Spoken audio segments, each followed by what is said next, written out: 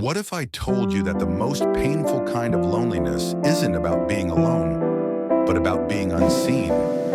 You could be surrounded by friends in a crowd, loved by many, but still, deep down, feel invisible.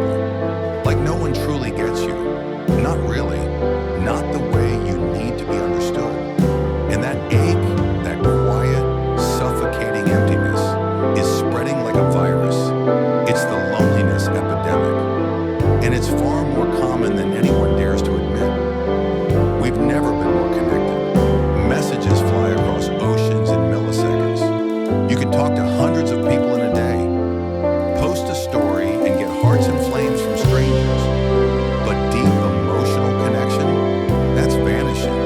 And here's the uncomfortable truth. Most people don't actually want to know who you are. They want the version of you that's easy to digest, that doesn't challenge their view of the world. So we edit, we smile, we shrink ourselves into masks, perfectly curated for the feed.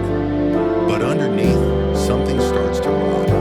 We crave to be seen, but fear what it would mean to show ourselves fully. This paradox isn't new. Even the ancient Greeks wrote about it. The philosopher Epicurus once said, "It is not so much our friends' help that helps us as the confidence of their help." In other words, what we truly long for isn't just support.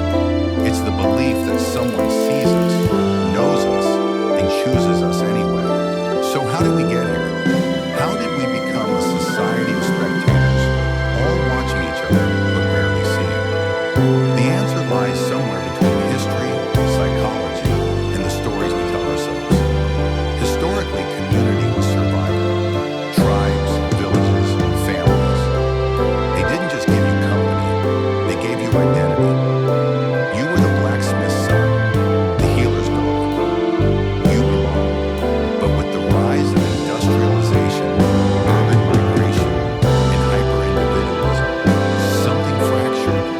We started chasing autonomy over intimacy, freedom over familiarity, and slowly being alone became a norm. Then came technology. Social media promised connection, but delivered performance. Instead of face-to-face, we got face-to-screen. We replaced conversations with comments, presence with pings.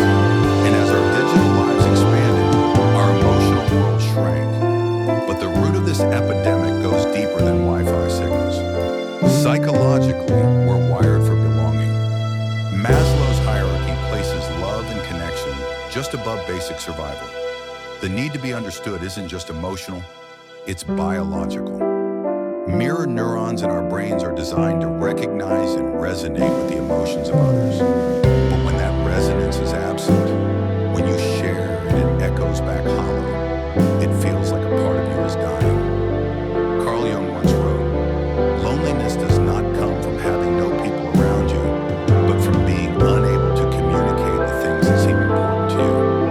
That's the kind of loneliness that keeps you awake at 2 a.m., wondering if anyone would still love you if they saw all the mess inside. We're conditioned to hide. From a young age, we learn what parts of ourselves are acceptable and which are too much. We internalize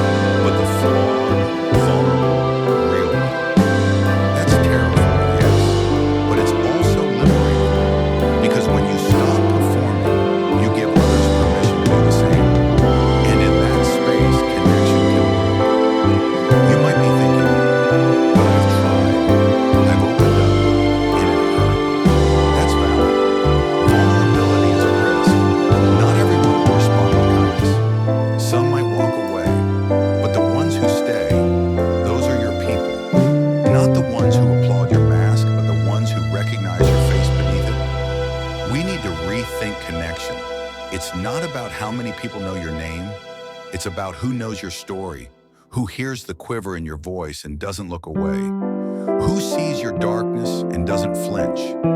That kind of connection isn't found in likes or follows. It's built in quiet conversations